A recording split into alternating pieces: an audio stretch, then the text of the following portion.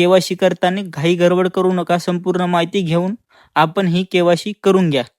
ही नम्र विनंती. धन्यवाद.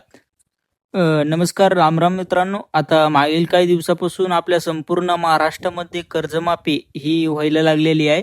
पण कर्जमाफीच्या यादीमध्ये शेतकऱ्यासोबत एक खूप मोठी प्रॉब्लेम येत आहे. त्यामध्ये शेतकऱ्याच्या यादीमध्ये कर्ज दाखवत आहे ते खूप कमी दाखवत आहे आणि ऑनलाईनलाही कर्ज खूप कमी दाखवत आहे.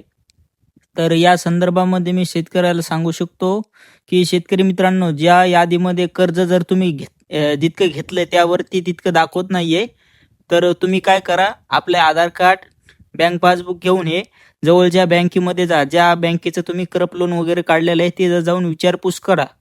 त्यानंतर ही आपली केवायसी करा. नाहीतर अन्यथा आपण केवायसी केल्यानंतर दुबारा आपली केवायसी ही होणार नाहीये आणि आपल्याला जी उरलेली रक्कम आहे ती आपल्याला याजासह पुन्हा आपल्याला त्या ठिकाणी भरावं लागेल. त्यासाठी केवायसी करताना घाई गडबड करू नका. संपूर्ण माहिती घेऊन आपण ही केवायसी करून घ्या.